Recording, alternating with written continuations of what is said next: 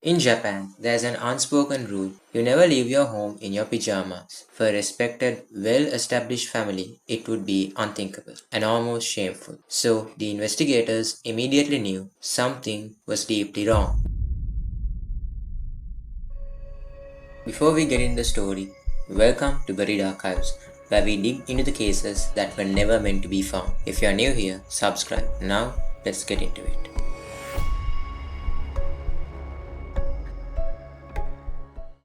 The town of Seira sits in Hiroshima, Japan.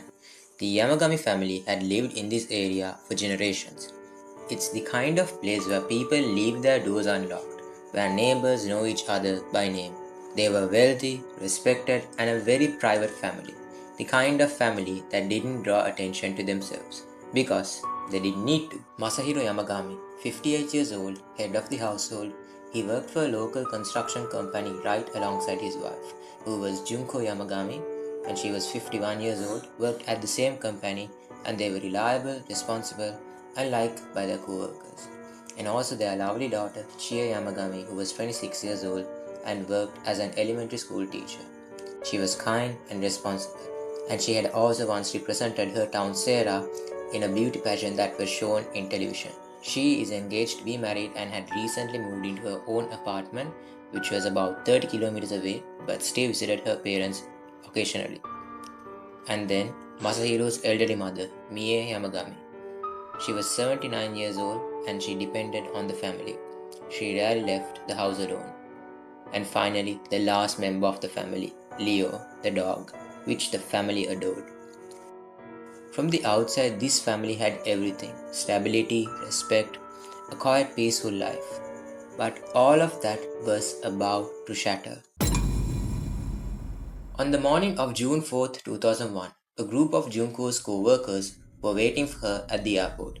She was scheduled to fly to China for a business trip, which was a routine for her. She had done this multiple times before. But Junko, she never showed up. At first, her colleagues assumed that there had been a delay, maybe a miscommunication, maybe even traffic. But then hours started to pass. Calls to her phone went unanswered. And this wasn't like Junko.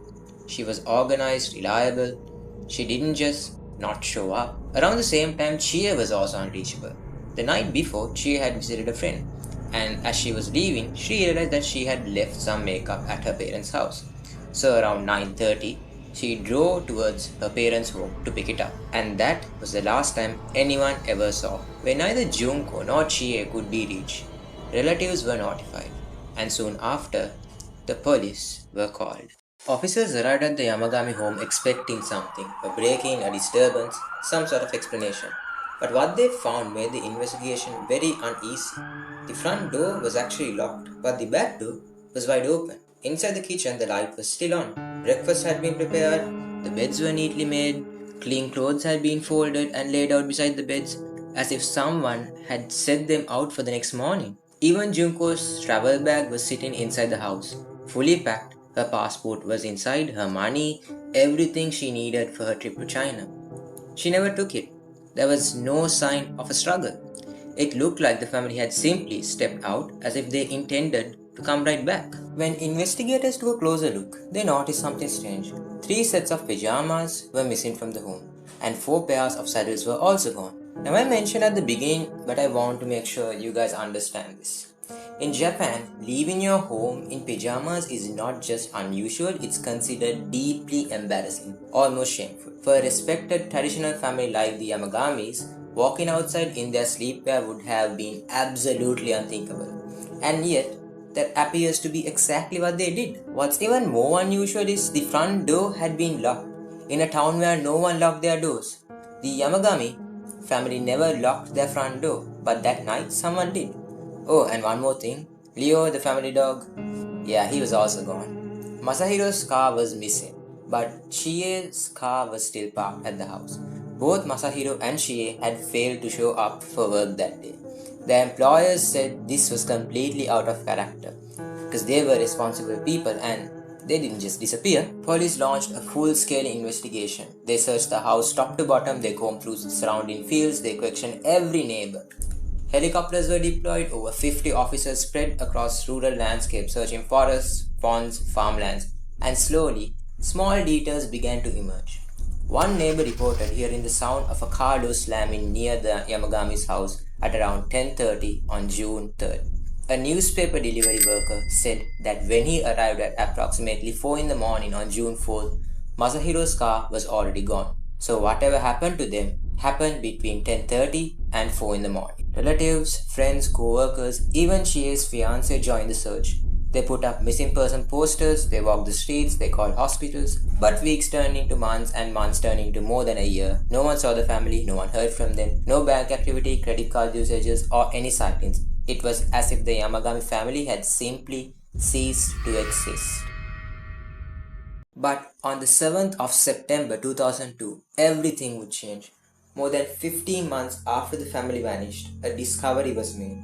Just 7 kilometers from the Yamagami home was a water reservoir, and in it, a vehicle was found.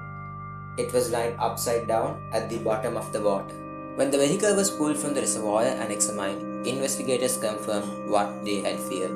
It was Masahiro's car, and inside were the bodies of Masahiro, his wife Junko, their daughter Chie, Masahiro's mother Mie, and Leo, the family dog.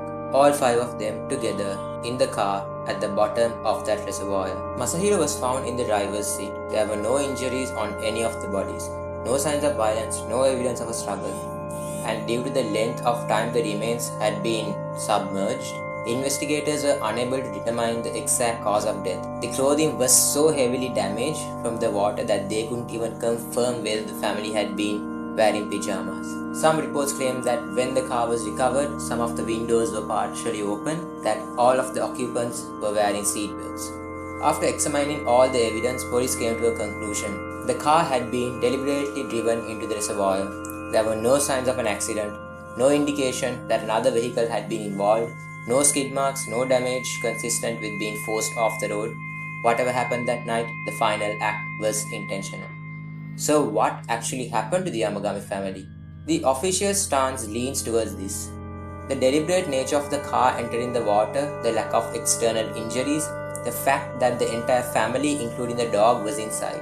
Some investigators believe that Masahiro, for reasons unknown, made a tragic, irreversible decision that night, one that would take the entire family with him. But this theory has problems. There was no note, no warning signs reported by co-workers or friends, no known financial distress or legal trouble. Junko was about to leave for a business trip. Chie was engaged to be married. These were not people preparing for an ending. And perhaps most importantly, why would a family that cared so deeply about appearances leave the house in pajamas? If this was planned, why not please get dressed? The Yamagami case remains officially unresolved. To this day, no one has been able to explain what actually happened inside that house on the night of June 3rd, 2001. No one has ever been able to explain why a respectful, stable, happy family would leave their home in the middle of the night, wearing their pajamas, taking their dog, and driving into a reservoir a few kilometers away.